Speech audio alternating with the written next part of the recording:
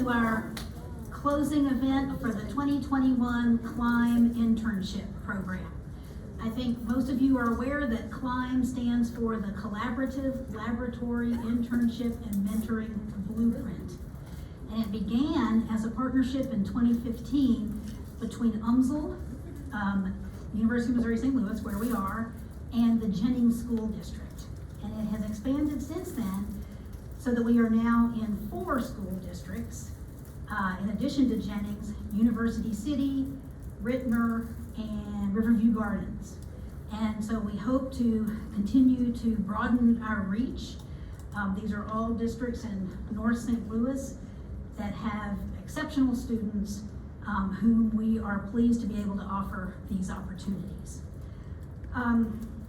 My partners in leading CLIMB are Dr. Miranda Ming, who is currently the executive director, the regional executive director of the Eagle College Prep Schools, and Dr. Rhonda Key. So Dr. Key is now the assistant superintendent of, where are you assistant superintendent? Hazelwood, I knew that. Hazelwood School District. Both of them were previously at Jennings when the program began.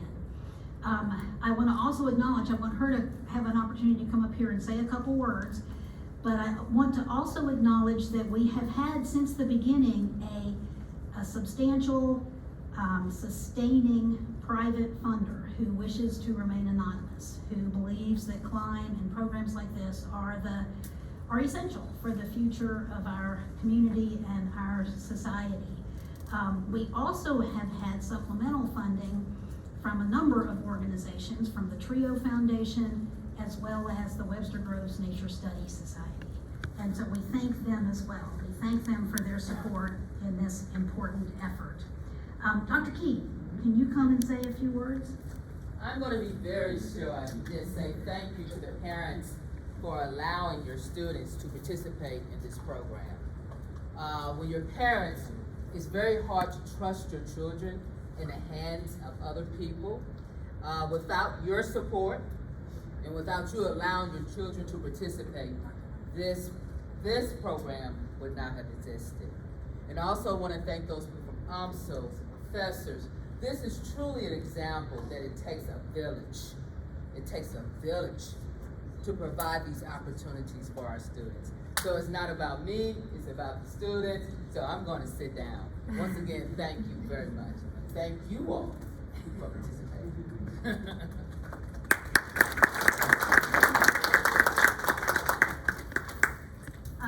2020 and 2021 were exceptional years. They were challenging years, as you all know, as everyone in this room knows. And last year, for the first time, we took our program virtual. So in the previous years, the Collaborative Laboratory Internships and Mentoring Blueprint worked exclusively with academic research laboratories here at UMSL. They were across campus in biology, in chemistry, in physics, psychology, mostly the sciences, but also in communication and music and education and economics. So they were truly cutting across campus. We couldn't do that last year. In the traditional format, the students worked with intense Monday through Thursday immersion experiences in research groups.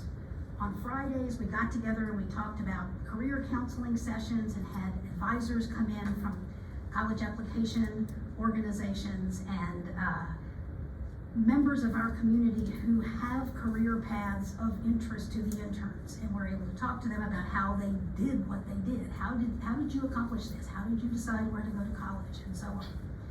So we couldn't do that last year, nor could we do it this year. So we had a 100% virtual event, including the closing event last year in 2020, and we felt that we had not fulfilled our commitment to those 2020 interns. And so many of them are here with us today, plus some new interns. And this year, of course, the pandemic continued.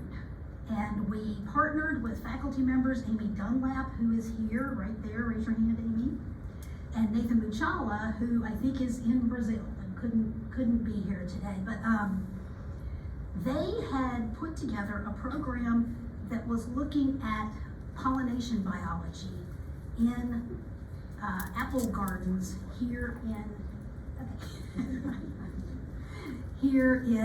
St. Louis. And so that was what we were going to hear about today. However, that structure, because those apple gardens are not here on UMSL campus, we're going to learn exactly where they are, required groups of students traveling to the orchards. There was an orchard in Fluorescent, and there was an orchard down by SLU. And so we needed a person who would be with them all of the time. And that required this extra level in our sort of structure, in our structure of our program. And we happened upon the perfect person at the perfect time, and that was Mr. Hugh Key. And Hugh is going to introduce each of the interns. He himself is a graduate of the Mizzou program in Fisheries and Wildlife from last year, from 2020. After graduating from that program with his bachelor's degree, he went to Montana and had a several-year internship studying bears and what bears eat, which really surprises me about the kinds of things he told me that bears eat. Lots of little unassuming things, right? Maybe he can tell us a little bit about that. But he was willing to come and work with us this year in April. We started in April through today to guide these students on their exposure to urban nature, to these gardens here in St. Louis where they can learn about pollination biology, why it's important, and how it happens. And in the process be exposed to the diversity of bees that are in our area, as well as the diversity of plants and how to identify all of the above. So I want to stop blabbing now and introduce Hugh Key and let him introduce himself and tell us about the program and introduce the interns. Hugh.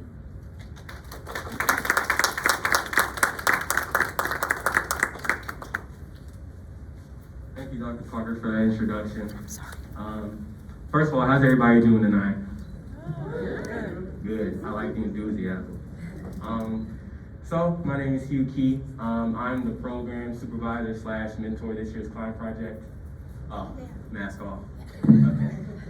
Yeah. I don't have COVID. But no.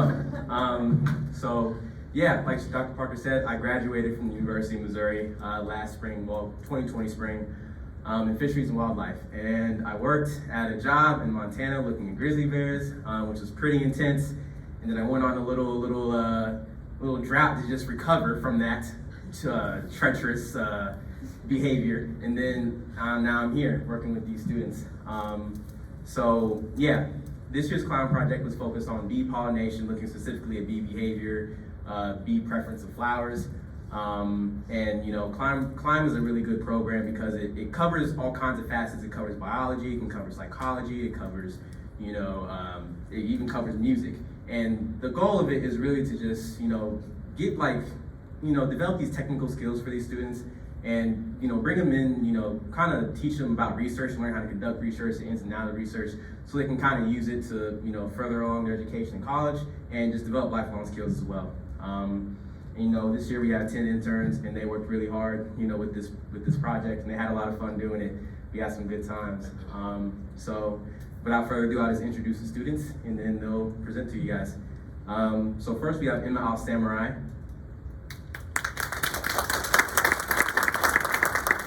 And she graduated from University City High School, and she's going to be attending UMSL this fall. And then next we have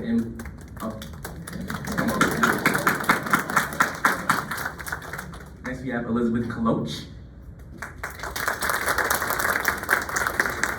And she's going to be a senior at Rittner High School this next fall. And next we have Tavia Kroom. And she's going to be attending SLU this fall. And she's a Jennings alumni. Next we have Devin Elkins, who's also a Jennings alumni. And she's going to be attending UMSL this fall as well. And then next we have Nina Eli. She's also going to be attending SLU with Tavia this fall, also from Jennings. And then we have Anaya Johnson, who's also from Jennings. And she's going to be a senior at Jennings High School this next fall. Next, we have Dakota Warren. And she finished her first year at UMSL, majoring in psychology.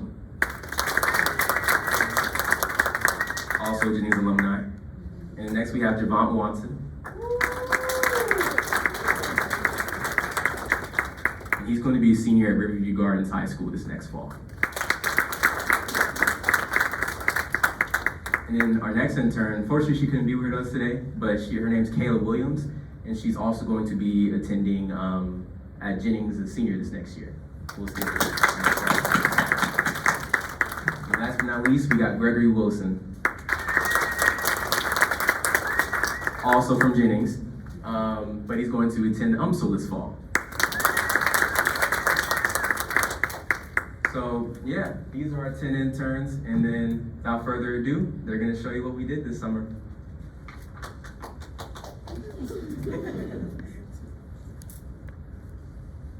Hi, my name is Gregory Wilson. I'll be talking about our objectives for today. We'll first start by explaining the bee ecology and their influence in our environment, describing methodology used in this study, comparing and contrasting the findings from both sides, and expressing our findings for bee conservation. I'll first start off with, what is a bee? Bees are a member of a superfamily called Podiae, which are in a Apidae, is in the largest family of that family, is called Apidae, which contains around 5,700 types of bees. There are possibly 20,000 species across the 7 families that have many differences between them. What's the difference? I'll first start off with honeybees. As you can see in the picture, they have a round body and is hairy. They have flat, wide, and hairy legs. Their stinger is barbed, and when they use it to sting, they die. The average beehive can contain around 50,000 bees, that is not in captivity. Honeybees have the ability to become aggressive at any time. Some examples of this are in their queenless, when they have different types of weather, when there is a shortage of pollen, and if the queen is aggressive. Next, we have bumblebees. As you can see in the picture, they have a robust body and are hairy. They often nest in deserted bird or mouse nests. Their colony can have 50 to 600 bees. Males do not sting, females do when threatened. Their stingers are painful and could be dangerous to those who have allergies. The bumblebee flight pattern is a straight line. Last but not least, we have carpenters. They are hairy and have a shiny, robust abdomen in the picture. Carpenters find nesting in wood. Females have a stinger and will use it when harmed. Males do not have a stinger, but will act aggressive and territorial.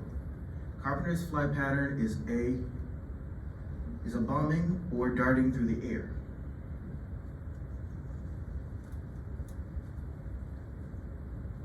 Hi, I'm Al Samurai, and I'll be talking about how bees are useful to us.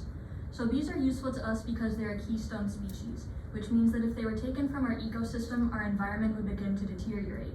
And it would deteriorate because about 1/3 of our crops, like plants or vegetables, nuts, and fruits, are completely reliant on bee pollination. Bees also contribute greatly to our economy, as around $24 billion are contributed by bees through their pollination process. Alright, so my name is Anaya, and I'll be talking about flower structure. Mostly I want to talk about the 2 most important parts to pollination in my opinion, which is the stigma. The stigma is the female part of a flower, and it helps to receive pollen in order to reproduce. And the anthers is a male part of the flower, which produces pollen. So now I'll talk about the basics of pollination. Pollination is the process of spreading pollen from one flower to another in order to reproduce.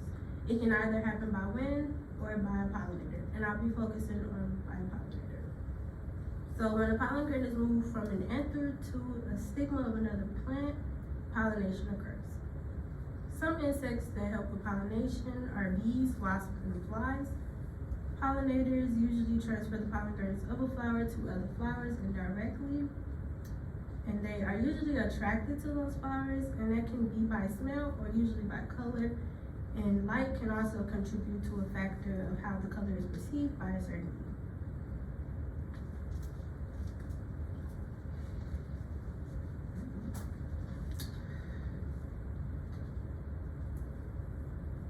Okay, I'm Javon Watson, and I'll be talking about bee conservation and our research question. So every winter since 2006, roughly 30% of beehives have been destroyed due to diseases, parasites, and pesticides. The honeybee population is declining because of habitat loss, climate change, logging, and deforestation. These threats to the honeybees affect reproduction and the population of plants, which causes shifts and changes to the ecosystem that the plants provide for.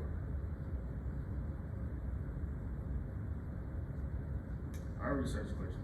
So our research question was, how do local resources and social environment background in which the orchards are embedded affect bee diversity and pollination rate of orchards in the city of St. Louis?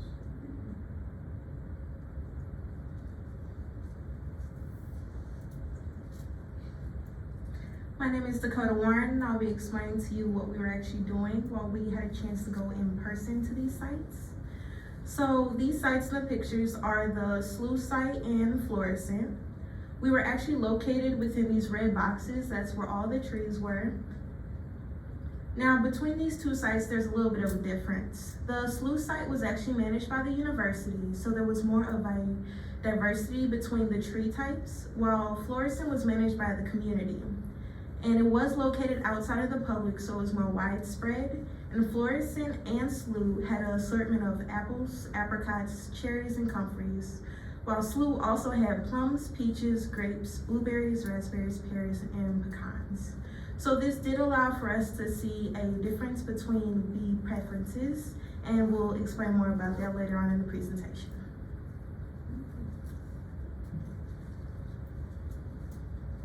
My name is Elizabeth College. I'm going to be presenting the methods that we use to identify the bees and the plants. For the first 2 weeks of the program, our task was to absorb the plants and identify them within Fluorescent and Slough. The methods that we use to identify the plants, we identified the texture of the leaves and the sizes. We also looked if trees had any flowers, berries, or nuts, and we looked at the color and the shape of the bark. We also identified the plant species, the bee species, and the bee behavior. The method that we used for this was to look at the body or shape of the bees and their legs, whether they're furry or they were not. In order for that, we had to catch bees. Once catching them, we conducted our phonology analysis, our bee filming, and our pollen washing.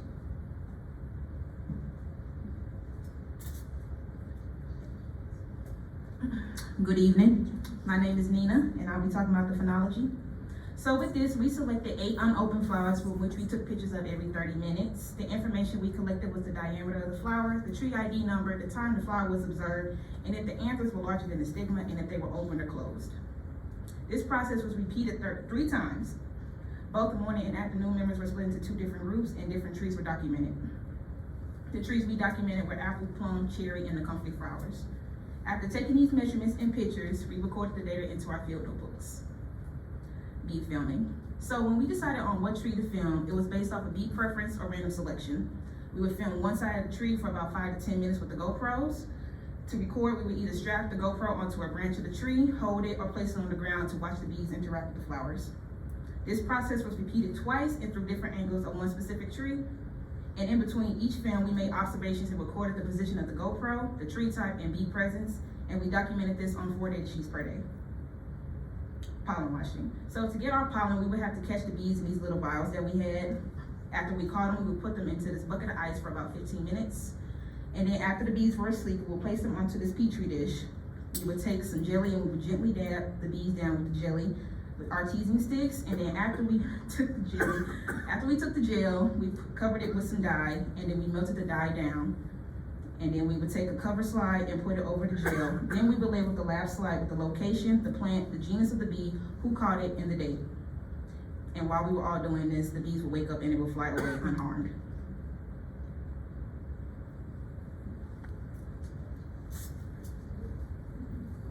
Hi everyone, my name is Tavia and I will be talking about a couple of things, but for now, I will be showing you what we did to look at the pollen. In these 3 pictures, you can see Nina, she is looking through a microscope to see the specific types of pollen that we would collect from the flowers. There were different pollen samples that I guess you could say, and they all look very different.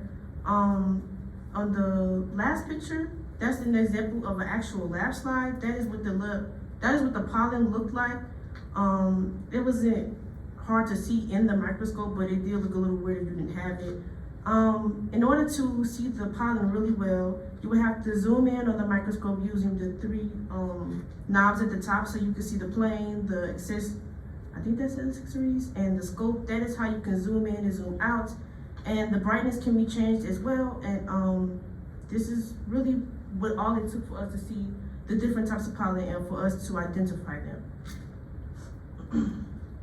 Chart classification. So we had about 260 lab slides all together, and in order to identify the pollen types in an easy way and put them into a graph, we had to break it up into a chart. So my specific box was letter D. I had about 26 slides, I think. So as you can see, I labeled it from D1 to D26, and there was a date on the actual lab slide that we had to collect, and then I put it in a notebook. There was the location, either SLU or fluorescent. There was individual bee species such as apis, bumblebee, bombas, and there were only really 3 types. There was actually the types of pollen that we had to look at, because there was about 33, I think, different types of pollen that we had to write down and we saw it on the lab slide. So this is an example of how many different types of pollen was just on one lab slide. And then we had to write down the pollen grains. And what that is there was a lot of pollen on one slide. It was either 1 through 5 was the first category, 6 through 50 was the second category, 50 through 100 was the third category, and then there was over 100, and that was the 4th category. So it was a lot of pollen that you could see on the slides, and it just depended on which type of lab slide that you had. And that's pretty much it.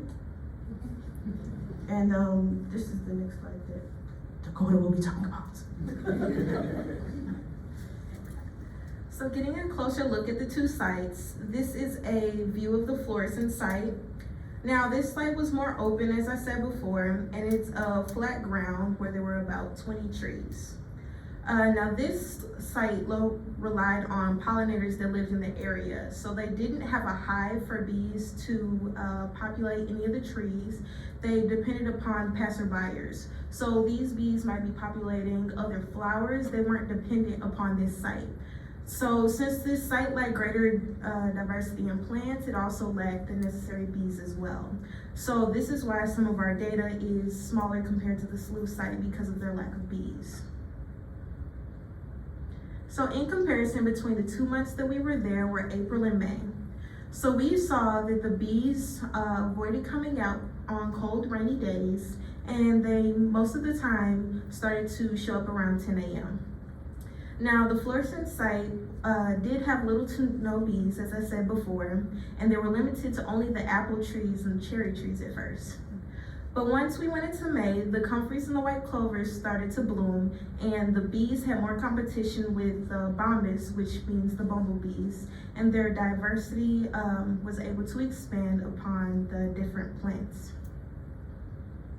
Now the SLU site was a gated area, and it was more of an uneven terrain. Now this site had about 40 trees, and there was an actual beehive located on the site. So this offered for a greater diversity of the trees, and there were a lot more bees to be able to pollinate all of the trees. Now this did create a problem between April and May. They did, as compared to the Fluorescent Site, only come out on cold, avoid coming out on cold and rainy days, and they started to show up around 10. But between April and May, when the comfrey started to bloom and the bumblebees arrived, they began to shift their behavior and they actually began to attack us when the bumblebees created more of a problem and competition for their food.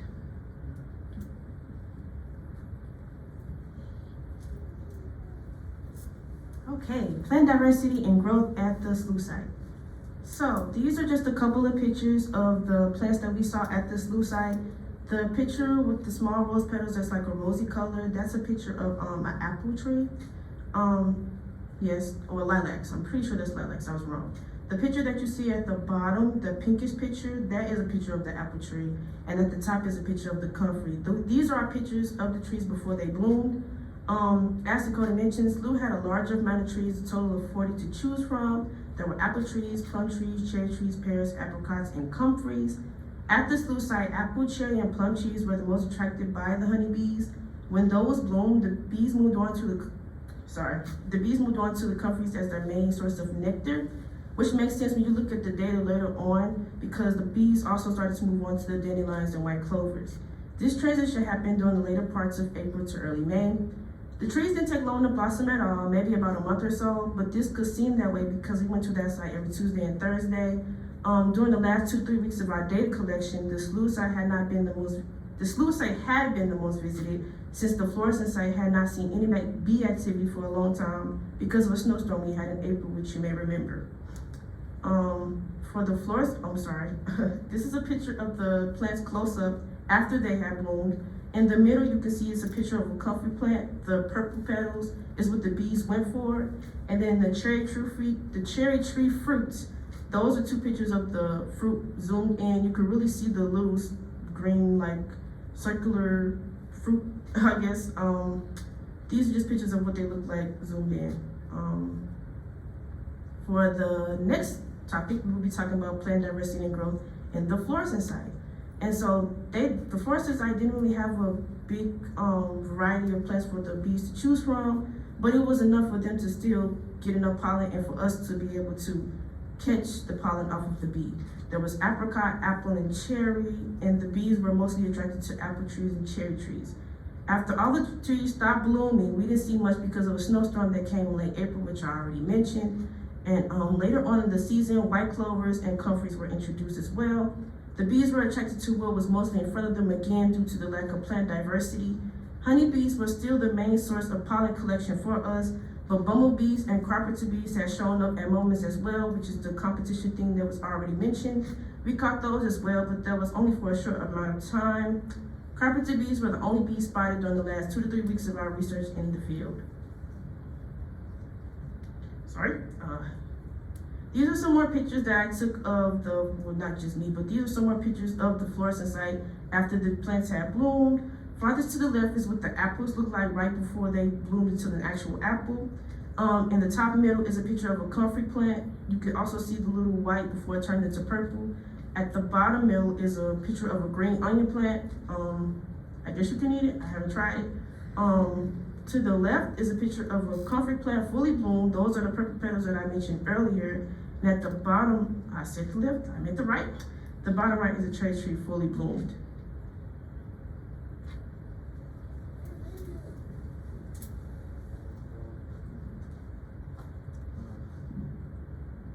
Okay, my name is Devin and I'll be telling you about the pollen types and the data that we had. So, to the human eye, like pollen will look like a dust of yellow, but once you put it on the microscope like we did, you guys see my cursor? Yeah. So we found over 30 types of pollen grains, and the most types that we found were from an apple, grass, and comfrey. So right here, you can tell this one's an apple because of the little cuts it has in the middle of it on the 4 corners.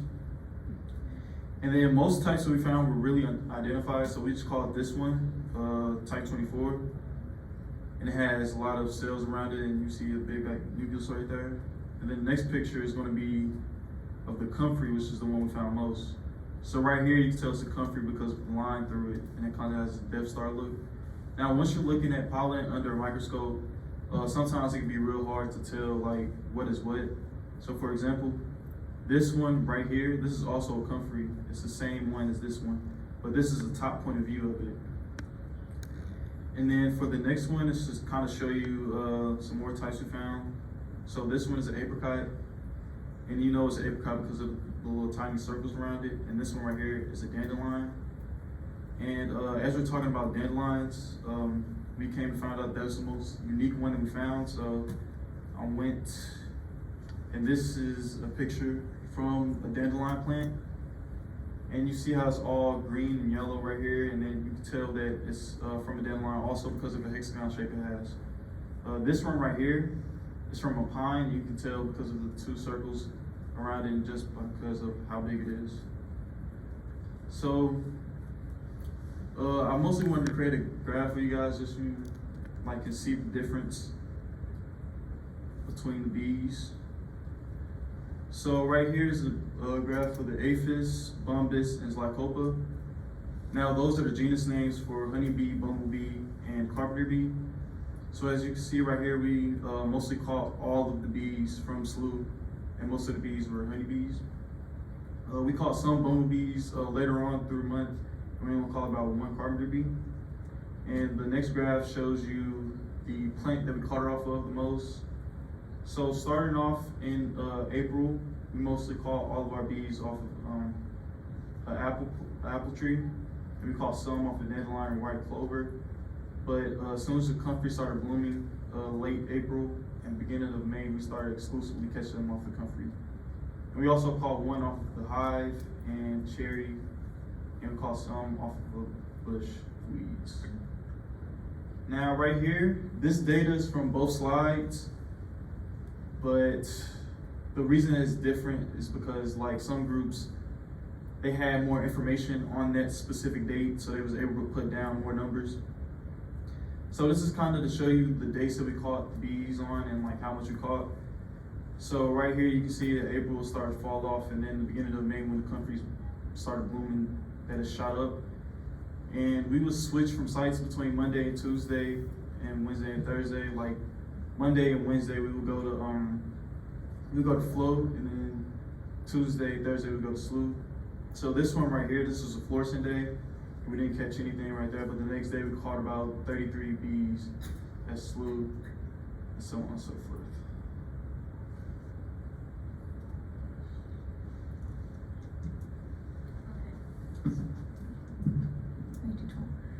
So, plant dependency on honeybees. Due to the abundance of beekeeping, honeybees have actually become invasive in some areas. And this is because of their presence as a primary pollinator can be disruptive to native species and their ecosystems.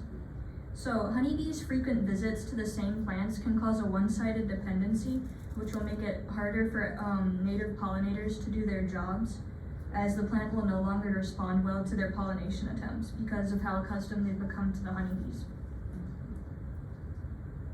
So what we've learned is that bees thrive in warm weather in places with high plant diversity. We've also learned that they prefer plants with bright colors such as white, violet, and yellow.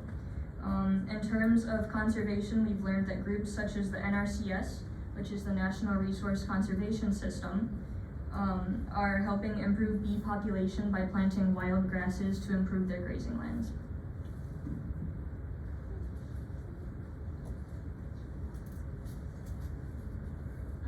So the conclusion of this presentation is that over the internship, we learned that there are many types of bees and their preference when it comes to flowers and the behavior they have towards us and towards them trying to do their job. The data we collected was examined in the labs, and we discovered over 30 types of pollen from all the bees and from the samples that we collected. And this presentation made us realize the importance of bees, and their intention is not to harm us, but to do their job and pollinate the flowers. And the goal of this presentation was to see the importance of the bees and their preference to flowers. And of course, everybody now whenever we go somewhere, we now understand that the bees are not trying to harm us. We would like to thank Dr. Parker, who made this internship possible, Dr. Ming, Dr. Key, Ms. Welch, of course, Dr. Donga, Mr. Machala, Mr. Key, the orchards, the staff, and Fluorescent Community Garden, and the UNSL staff. Thank you.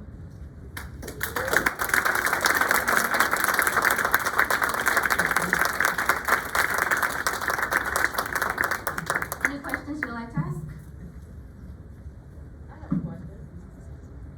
Okay, so, I have a lot of flowers in my yard, and I have one particular flower that is purple.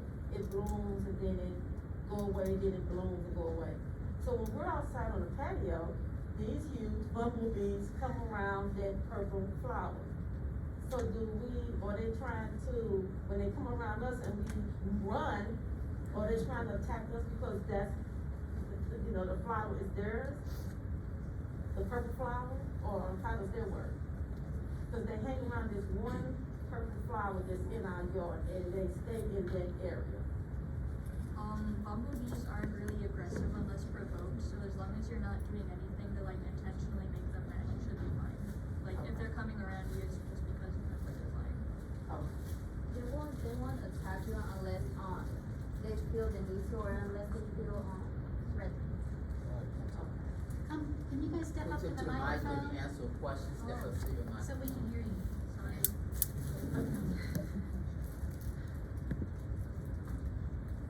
Why do you think you found so few carpenter bees?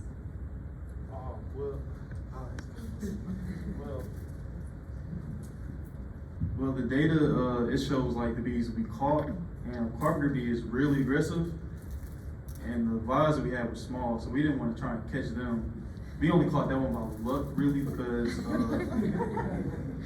we caught that one by luck, because the male, like usually carpenters, when they collect pollen, they collect in pairs, and it was only the female one that was right there. And that was actually bad on our point, because females is ones with the stings. So the male wasn't around, and then me and we just went up to it and we got it. But we released it as soon as we could because we realized we caught a carpenter. So yeah, the carpenter bees are the ones that's like really aggressive. So that's why we only caught one. The rest of the time they were chasing us away, but that was the only time we was able to catch one. Also, we did have a chance to catch a few other types. In some of these pictures that are on the slide, we did catch a few wasps, but because of time, we weren't actually allowed to sample from them, because it does take about 15 minutes to actually freeze them and then to collect the pollen. And because of our transportation times, that didn't allow for that to happen. I have a question. Yes. So wasps are bad, bees are good? Pretty much as long as you don't provoke any bee, you're pretty much good. But pretty much like the carpenters and the wasps, they kind of have a little bit more attitude than the other bees. So I would definitely try to avoid them more than the regular honeybees.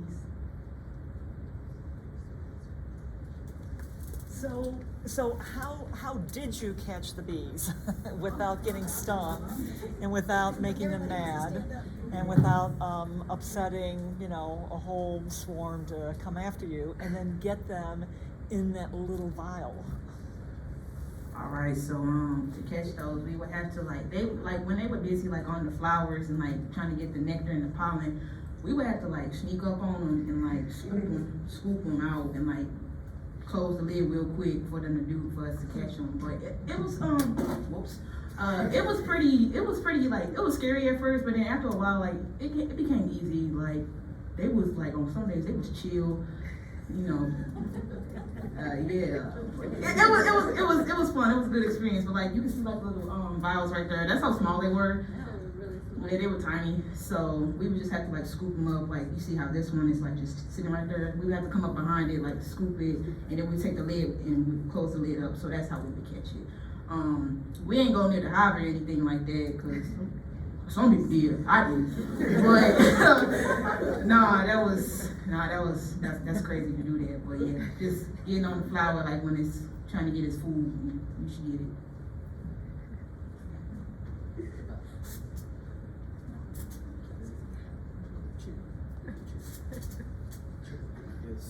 Were there any memorable moments that you learned that what to do? Okay, Okay, so one time Greg went up to the hive thinking that it wouldn't be a big deal, and he got chased by a swarm of bees, and like he got stung on the eye, I think it was, like right above his eye. And it sounds bad, but it was really funny. Let me correct what you said. It was only one bee. Secondly, a lot of others were there, but I was the only one that got stung out of every single one of them. Secondly, Emma was actually way closer to the hive than I was, and I was the one who got stung.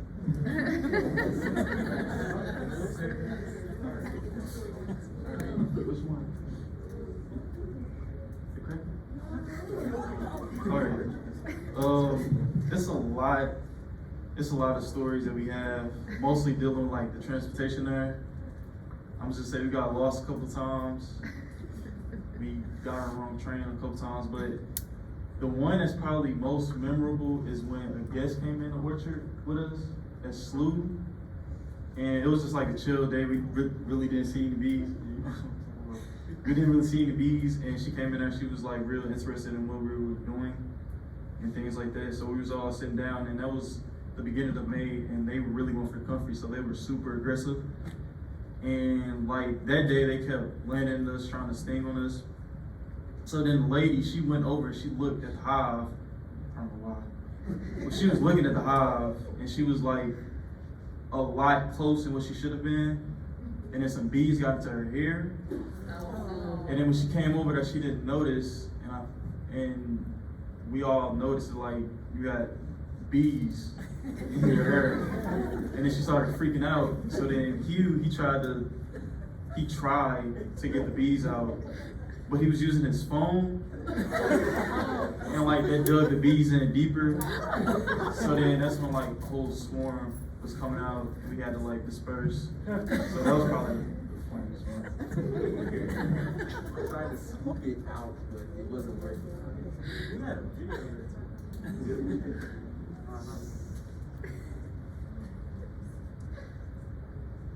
Another story we had was from the morning group was when we were first given the data sheets.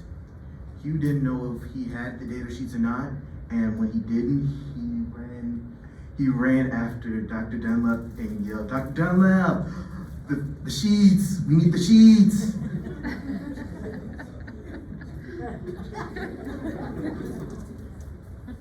On the very first day with the morning group, it was like maybe 30 degrees and raining, but Key decided that that would be a good time for us to meditate in the middle of the storm. And when we had asked if we could leave, he said, "No, just align your chakras."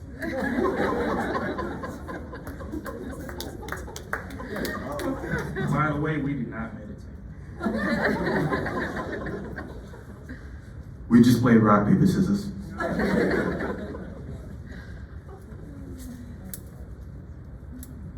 Since we're on the topic of exposing Q for who he is, I think we should talk about the time where there was two groups. There was the morning group and there was the afternoon group. And the morning group had a little bit better than us. We had to walk a little bit of a distance during the SLU site when we had to go to the SLU site. And he took the morning group through a little bit better pathway than he did us for a little bit of a long time. It was about a week or so before we found out. So we were going through what you could say a crackhead way, because there was a lot of trash and dirt, and it was a long time to go to the SLU site. It took us forever to get there. And so when we finally found out there was a different way to go, it was about time for us to end the internship. So yeah, we was going through the crackhead way for a long time. And yeah, it was a bad experience there.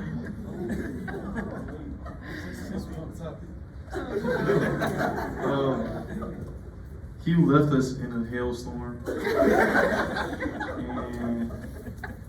yeah, he claimed that he didn't know it was gonna rain, but he obviously knew because he told us to bring our umbrellas with us, and he walked away and left the afternoon group in a hailstorm.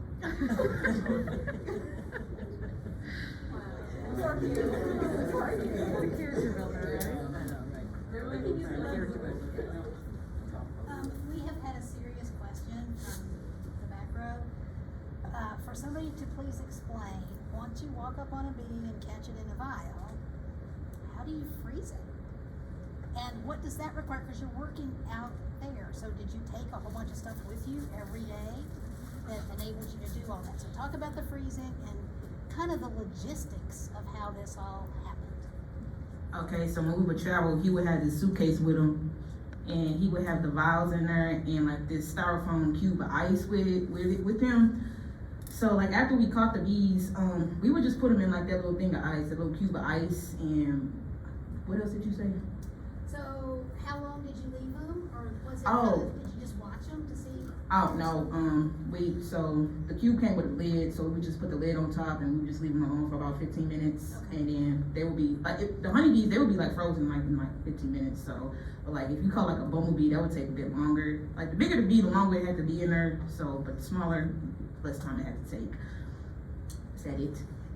Well, sort of, but you know, I actually watched this a couple of times, and it is extremely impressive, and I don't think that has really fully come across, because you showed some little pictures, but then you got this kind of paralyzed bee, because it's cold, and you are taking a little dab of wax and kind of blotting it all over the bee, backside, front side, all that kind of stuff, right?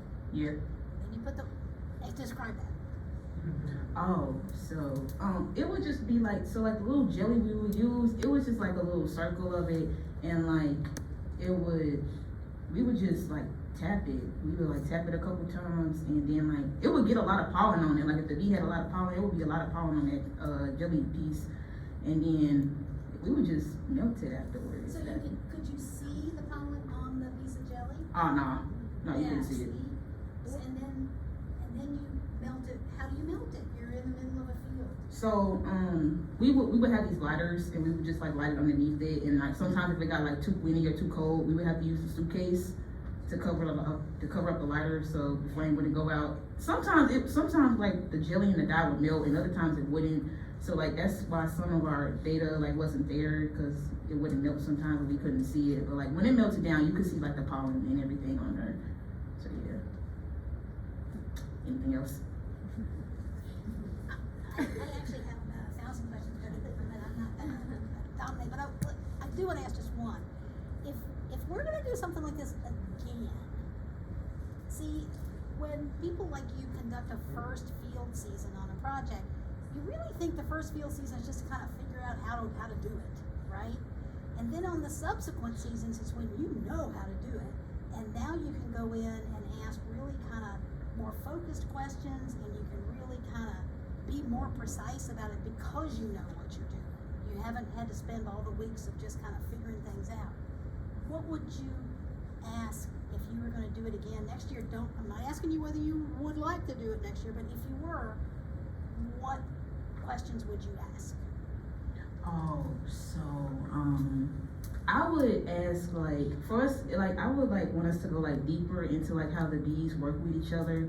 So like maybe if we could do like something like with beekeepers, you know how they have like their own little hives and they can see how like the bees work with each other. I think that would be a little cool thing to do, because if you let me back here again, I would do it again. Yeah. So if we were like, that would be a good thing to do, since we like already know like how like they get the pollen and everything, like seeing like how they work like within the colonies, the bee colonies, that would be something a good experience for us to do. Yeah. Excellent. Thank you.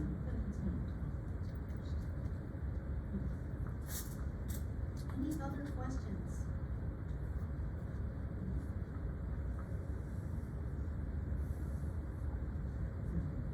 So I would like to make a final, I would like to acknowledge Ms. Welch. Sarah Welch is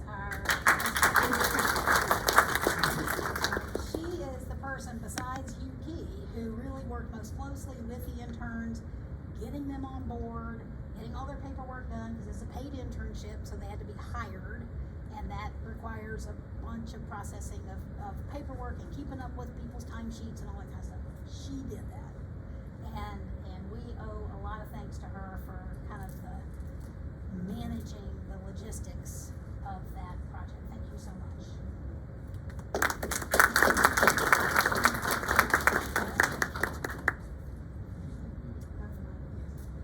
Well, I'm done. So, if there are no further questions, I'm going to suggest that we spend this last couple of minutes eating the rest of the food our interns, who are wonderful people. We do have mementos for you back at the back table, and Ms. Welch is going to go back there, and we have certificates of completion, and then you get to select an UMSL shirt for your time with us, and we hope we can see you very much.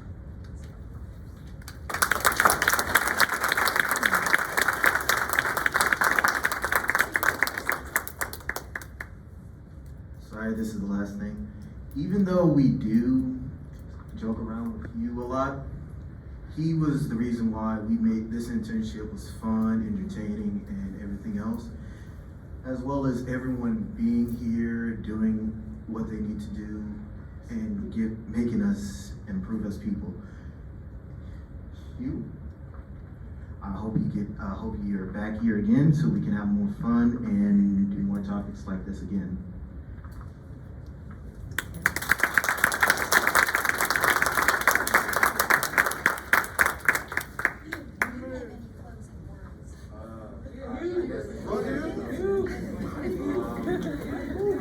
Hello, it's me, the dreaded supervisor. Mask off. And it's crazy. It's kind of crazy, like how far we've come, you know, from the beginning to now. You know, I had a lot of fun doing this. You know, I didn't go to school for education or anything like that. It was just straight fisheries and wildlife. I went to do my field work, and then, you know, I'm teaching. And, you know, it was a very interesting experience. I grew a lot from it. Cause, you know, I mean, it was scary. It was, you know, cause, you know, I want to make sure that they all get the best education that they can get. You know, it's like, oh, you're graduating from college. What do you know? You know, I'm like 22 at the time. I'm 23 now. And it's like, you know, I'm worried about, like, you know, if I know enough, or, you know, if I can give them the best experience possible. But, you know, they had fun doing it and they learned, and that's the really most important thing. So it's considered a success in my book. And man, you know, I really enjoyed getting to know all of them and working with all of them. It was a really great time. You know, we had a lot of fun doing it, and thank you guys all for just the support. Thank you guys for supporting me. You know, you guys have got me through some stuff. You know, yeah, that's really it, for real.